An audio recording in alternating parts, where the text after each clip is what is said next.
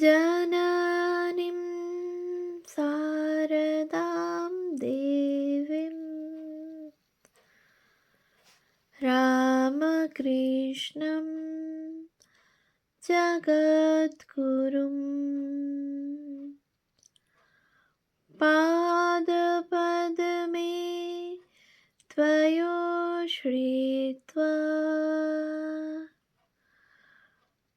প্রণমামি মুহুর্মুহু।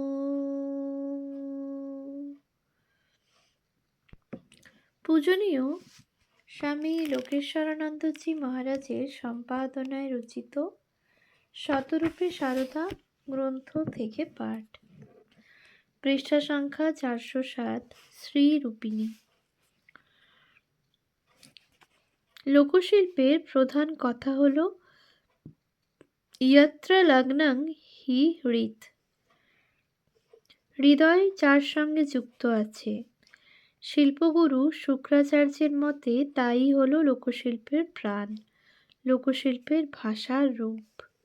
উৎস বাগেশ্বরী শিল্প প্রবন্ধাবলী, অবনীন্দ্রনাথ ঠাকুর, রূপা অ্যান্ড কোম্পানি, কলিকাতা, 1969, পৃষ্ঠা 53। লোকচিত্রকলার সেই প্রাণীর পূর্ণতার পরম উপমা সারদা আলেখ্য। সারদার জীবন আলেখ্যের মধ্যে প্রতিবিম্বিত ভারতবর্ষের মাতৃভাবনার সত্য রূপটি।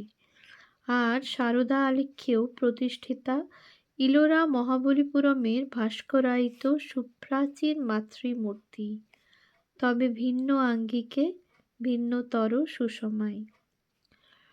ভারতের প্রকৃতিসমা রূপটি নিয়ে জয়রামবাটির মাটির ঐশ্বর্যের শান্ত পরিবেশে যাঁর জন্ম, সেই শান্তশ্রী লাবণ্যে ভরা সারদার রূপটির কোনো পরিবর্তনই ঘটেনি দক্ষিণেশ্বর অথবা কলিকাতার নগর জীবনের কোলাহলের মধ্যে।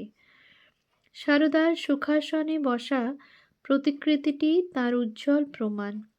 সারদার অন্য যে প্রতিকৃতির কথা উল্লিখিত হয়েছে সেটি তার বেশি বয়সের, কিন্তু ভাব এবং সুষমা স্ত্রীর দিক থেকে তাদের মধ্যে কোনো পার্থক্য নেই।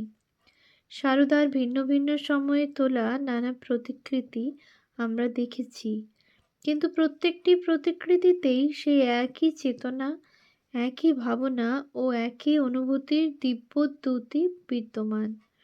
আর একটি বিষয় লক্ষ্য করার, সারদাকে যখনই কোনো প্রতিকৃতিতে ধরা হয়েছে তখনই তার মধ্যে একটি জাগতিক অনুপস্থিতির ভাব বিশেষভাবে ফুটে উঠেছে। তিনি চারিপাশের দৃশ্যমান জগতের পরিবেশের মধ্যে উপস্থিত থেকেও যেন নেই। এসব তো গেল সারদার প্রত্যেক আলেখ্যের মধ্যে মূলগত ঐক্যের কথা, কিন্তু সারদার প্রত্যেক মূর্তি লক্ষণের অভিনবত্বও কম নেই, এবং সেই বৈচিত্র্য এবং অভিনবত্বেরও একটি স্পষ্ট লক্ষণ আছে যা সব সময় সব কিছু নিয়ম লক্ষণকে অনুসরণ করতে বাধ্য হয় না। বস্তুত সারদার যে দুটি আলেখ্যের কথা এখানে আলোচনায় এসেছে, দুটি শিল্পশাস্ত্রোক্ত সমস্ত লক্ষণ, কৌশল ও গুণকে অতিক্রম করে নবতর শিল্প ব্যঞ্জনার বিগ্রহ। সেই বৈচিত্র্য ও অভিনবত্ব চোখে যতখানি ধরা পড়ে, হৃদয়ে পড়ে তার অনেক বেশি। এই দুটি আলেখ্য ছাড়া আরও অনেক আলেখ্য আছে সারদার। প্রত্যেকটি সম্পর্কে এ কথা প্রযোজ্য। যতবার তার আলেখ্য দেখা যায় ততবার যেন তাকে নতুন মনে হয়। শুধু আলেখ্যেই নয়, তার জীবন আলেখ্যের প্রত্যেক অংশেও সেই বৈচিত্র্য ও অভিনবত্ব ফুটে উঠত, আর সব কিছুকে ছাপিয়ে উঠত তার অনুপম দিব্য সুষমা ও সৌন্দর্য। যারা তাকে দেখেছেন, তার সঙ্গ করেছেন, তারা সে কথা অনুভব করেছেন। সৌন্দর্যকে দৈত্যগুরু শুক্রাচার্য যেদিন শাস্ত্রোক্ত মান পরিমাণ দিয়া ধরিবার চেষ্টা করিতেছিলেন, সেদিন হয়তো সৌন্দর্যলক্ষ্মী কোনো এক অজ্ঞাত শিল্পীর রচিত শাস্ত্র ছাড়া, সৃষ্টি ছাড়া মূর্তিতে ধরা দিয়া তাহার সম্মুখে আসিয়া বলিয়াছিলেন, আমার দিকে চাহিয়া দেখো। আচার্য দেখিয়াছিলেন, দেখিয়া বুঝিয়াছিলেন ও বুঝিয়াই বলিয়াছিলেন, সেব্য সেবক ভাবেষু প্রতিমা লক্ষণম শ্রিতম। লক্ষ্মী, আমার শাস্ত্র ও প্রতিমা লক্ষণ তোমার জন্য নয়, কিন্তু সেই সকল মূর্তির জন্য যেগুলি লোকে পূজা করিতে মূল্য দিয়া গড়াইয়া লয়। তুমি বিচিত্র লক্ষণা, শাস্ত্র দিয়া তোমায় ধরা যায় না, মূল্য দিয়া তোমায় কেনা যায় না। উৎস ভারত শিল্পে মূর্তি, অবনীন্দ্রনাথ ঠাকুর, বিশ্বভারতী গ্রন্থালয়, কলিকাতা, 1354, পৃষ্ঠা 3। সেই বিচিত্র লক্ষণা লক্ষ্মী আমাদের সারদা। শ্রী মাঘ বলেছেন, ক্ষণে ক্ষণে ইয়ন্নবতামুপেতি তদেব রূপং রমণীয়তায়া। উৎস শিশুপাল বধ, 4/17। ক্ষণে ক্ষণে যা নতুন হয়ে ফুটে ওঠে তাই হলো রমণীয়তা, অর্থাৎ সৌন্দর্যের আসল রূপ। প্রতিক্ষণে নব নব রূপের বর্ণচ্ছটায় নিত্য নতুনভাবে উন্মোচিত শ্রীরূপিণী সারদা। সংঘ জননী স্বামী লোকেশ্বরানন্দ। 1।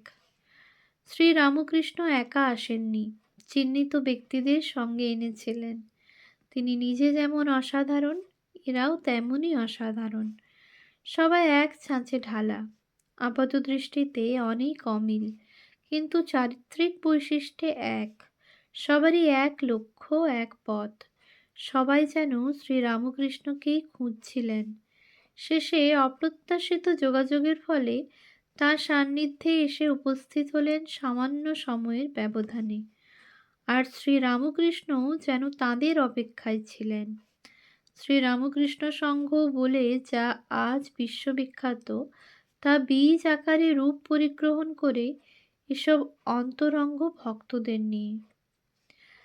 শ্রীরামকৃষ্ণ সংঘ বলে যা আজ বিশ্ববিখ্যাত, তা বীজ আকারে রূপ গ্রহণ করে এসব অন্তরঙ্গ ভক্তদের নিয়ে।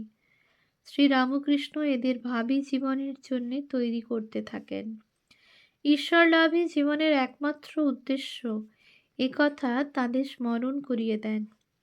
ঈশ্বর লাভের চেষ্টায় তাদের কেউ আত্মহত্যা করেছেন বা উন্মাদ হয়েছেন, এই শুনলেও শ্রীরামকৃষ্ণ খুশি হবেন, বলেন। শিবজ্ঞানী জীবসেবার শিক্ষা দেন, বেদান্তের শিক্ষা যা নিজের জীবনে দেখিয়েছিলেন। মনের বেদান্তকে ঘরে আনা যায়, সকল কাজে লাগানো যায়। জীব ব্রহ্ম ছাড়া আর কিছু নয়। মুক্তি বড়, কিন্তু তার চেয়ে বড় মুক্তি পেয়েও লোকহৃত ব্রতে রত থাকা, এই সব শিক্ষা দেন। এসব তরুণদের কয়েকজনকে গৈরিক বস্ত্র দেন, ভিক্ষা করতে পাঠান। ভিক্ষা করে আনা অন্ন ভিক্ষান্ন অতি পবিত্র বলে পরম তৃপ্তির সাথে গ্রহণ করেন। উৎস আমার জীবন কথা, স্বামী অভেদানন্দ, শ্রীরামকৃষ্ণ বেদান্ত মঠ, কলিকাতা, 1983, পৃষ্ঠা 87। তৃপ্তির সাথে বোধহয় একটু গর্বও ছিল। গর্ব এই কারণে যে তার শিক্ষাদান সার্থক হয়েছে। ভারতের সনাতন আদর্শ যে ত্যাগ এবং সেবা, তা অম্লান থাকবে তার এই সব অন্তরঙ্গ ভক্তদের মধ্যে, তার প্রতিশ্রুতি দেখে।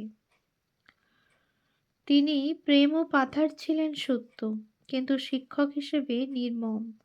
তিনি চাইতেন তার সন্তানরা লক্ষ্যে স্থির থেকে চলবেন।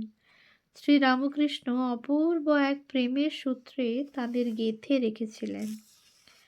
শ্রীরামকৃষ্ণের শেষ কয় বৎসর তাকে লোকগুরুরূপে দেখি।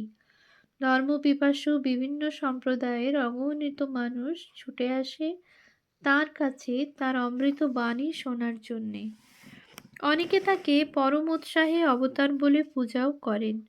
কিন্তু শ্রীরামকৃষ্ণের গলরোগ হলো, এতে তাদের অনেকে দূরে সরে যেতে লাগলেন। তাদের ধারণা অবতার পুরুষের কখনো অসুখ হয় না। শ্রীরামকৃষ্ণের যখন অসুখ করেছে তখন তিনি অবতার পুরুষ নন। অতএব তাঁর কাছে ঘোরাফেরা করে লাভ কি? এভাবে কে খাঁটি ভক্ত, কে খাঁটি ভক্ত নয় যাচাই হয়ে গেল। যারা খাঁটি ভক্ত তারা শ্রীরামকৃষ্ণকে সুস্থ করে তোলার জন্যে অর্থ ও সামর্থ্য দিয়ে আপ্রাণ চেষ্টা করতে লাগলেন। যারা তরুণ ভক্ত শ্রীরামকৃষ্ণের ভাষায় যারা সূর্যোদয়ের পূর্বে তোলা মাখন উৎস, শ্রীরামকৃষ্ণ ভক্তমালিকা, দ্বিতীয় ভাগ, স্বামী গম্ভীরানন্দ উদ্বোধন কার্যালয়, কলিকাতা, পঞ্চম সংস্করণ, 1386, পৃষ্ঠা 267। অর্থাৎ শুদ্ধচিত্ত বালযোগী তারা শ্রীরামকৃষ্ণের কাছেই দিনরাত থাকতেন। শ্রীরামকৃষ্ণ তার মর্তলীলার অবসান আসন্ন বুঝতে পেরে তার আধ্যাত্মিক সম্পদের যাকে যা দেবার দিয়ে তাদের পূর্ণ কাম করতে লাগলেন। এই সময়ে দেখা যায় নরেন্দ্রনাথকে প্রায়ই আলাদা ডেকে উপদেশ দিচ্ছেন। কি বলছেন জানা যায় না, তবে এটা জানা যায় যে ছেলেরা যাতে সংঘবদ্ধ হয়ে ত্যাগের আদর্শে অবিচল থাকে সেদিকে লক্ষ্য রাখতে বলেছিলেন।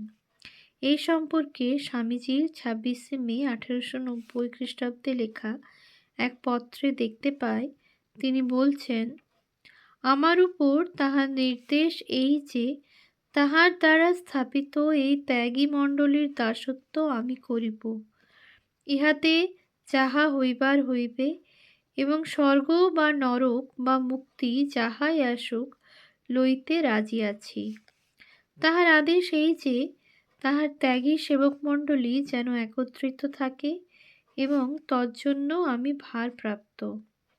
উৎস, স্বামীজির বাণী ও রচনা, ষষ্ঠ খণ্ড, উদ্বোধন কার্যালয়, কলিকাতা, চতুর্থ সংস্করণ, 1383, পৃষ্ঠা 328। শ্রীরামকৃষ্ণ যা চেয়েছিলেন তাই পরে হলো।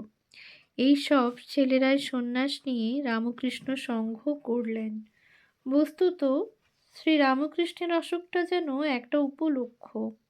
এই সুবাদেই অন্তরঙ্গ ভক্তেরা একত্র হলেন, পরস্পরকে চিনলেন, তাদের মধ্যে সমপ্রাণতা জন্মালো। সংঘের শক্তি সমপ্রাণতাই। শ্রীরামকৃষ্ণের প্রতি প্রেমই তাদের সমপ্রাণতা এনে দিয়েছিল। তারা বুঝেছিলেন সর্বকালের শ্রেষ্ঠ পুরুষ শ্রীরামকৃষ্ণ। সমস্ত আধ্যাত্মিক সম্পদের খনি তিনি। তার প্রতি প্রেম মানে মানুষের সর্বোচ্চ আদর্শের প্রতি প্রেম। এই প্রেমই তাদের মিলন ভূমি। শ্রীরামকৃষ্ণের সান্নিধ্যে এই সর্বোত্তম আদর্শের প্রতি তাদের প্রেম দিন দিন বর্ধিত হয়েছিল। তারা জীবনের উদ্দেশ্য বুঝেছিলেন এবং তার জন্য প্রাণপাত করতে প্রস্তুত।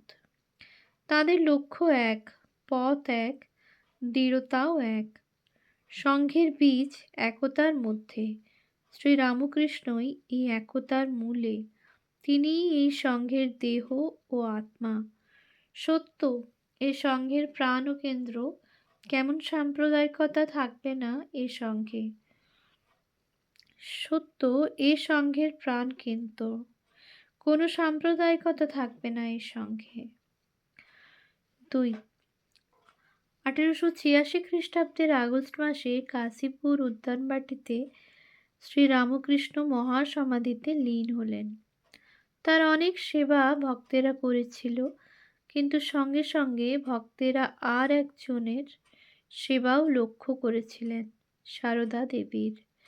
সেই সেবা শুধু সেবা নয়, আত্মনিবেদন। সেবার মাধ্যমে আত্মবিলুপ্তি। ভক্তেরা মায়ের সেবা দেখেছেন, কিন্তু তাদের অনেকেই সেবার পেছনের মানুষটিকে দেখেননি। সেই অদৃশ্য মানুষটির উপস্থিতি অনুভব করেছেন। অনেক কর্মকাণ্ডের উৎস তিনি তা অনুমান করেছেন। আবার অনেক সময় আড়াল থেকে তার কাছ থেকে উৎসাহও পেয়েছেন। লাটু মহারাজ বলেন, শ্রী শ্রী মায়ের মতো এমন বুদ্ধিমান মেয়া লোক হামনে দেখলুম না। তার সেবা করতে করতে আমাদের মধ্যে কেউ হতাশ হয়ে পড়লে তিনি অর্থাৎ শ্রী শ্রী মা তা বুঝতে পারতেন। যোগিন ভাইকে দিয়ে বলে পাঠাতেন, ওকে হতাশ হতে মানা করো, তার শরীর তো আজকাল একটু ভালো রয়েছে, এখন তো ঘায়ের মুখ বাহিরের দিকে হয়েছে। এমনি করে মা আমাদের সব সাহস দিতেন। উৎস: শ্রী শ্রী লাটু মহারাজের স্মৃতিকথা, চন্দ্রশেখর চট্টোপাধ্যায়, উদ্বোধন কার্যালয়, কলিকাতা, তৃতীয় সংস্করণ, 1383, পৃষ্ঠা 202 থেকে 203। অথচ তিনি নিজে অজ্ঞাত, অজ্ঞেয়, অবলুপ্ত। নিশ্চয়ই এই ব্যক্তিকে তারা মনে মনে শ্রদ্ধা করেছেন, সম্ভ্রম করেছেন। শ্রীরামকৃষ্ণের নিজ মুখের উক্তি, ও সারদা দেবী আমার শক্তি। উৎস: শ্রীমা সারদা দেবী, স্বামী গম্ভীরানন্দ, উদ্বোধন কার্যালয়, কলিকাতা, ষষ্ঠ সংস্করণ, 1384, পৃষ্ঠা 127। শক্তি ও শক্তিমান অভেদ। শ্রীরামকৃষ্ণ ও সারদা দেবী অভিন্ন, দুই দেহ এক আত্মা। সারদা দেবী শ্রীরামকৃষ্ণেরই আর এক রূপ। ষোড়শী পূজার সময় শ্রীরামকৃষ্ণ তাঁর নিজেরই পূজা করেছিলেন। শ্রীরামকৃষ্ণের ত্যাগী সন্তানেরাও তাঁরই অঙ্গপ্রত্যঙ্গ, তাঁরই খণ্ডরূপ। কিন্তু সারদা দেবী তাঁর অখণ্ড রূপ। শ্রীরামকৃষ্ণের সমস্ত বিভূতি সারদা দেবীর মধ্যে, কিন্তু মাতৃত্বের কোমলতায় আবৃত। মাতৃমূর্তি অদৃশ্য হলেও মাতৃস্নেহ প্রকাশিত হয়। নরেন, রাখাল, লাটু প্রমুখ প্রত্যেক ত্যাগী সন্তান মাতৃস্নেহের অভিব্যক্তি বিভিন্নভাবে আস্বাদ করেছেন।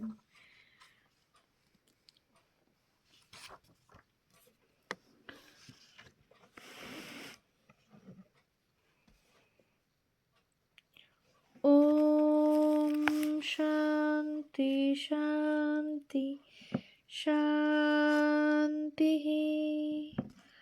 হরিঃ ওম তৎসৎ। শ্রীরামকৃষ্ণার্পণমস্তু।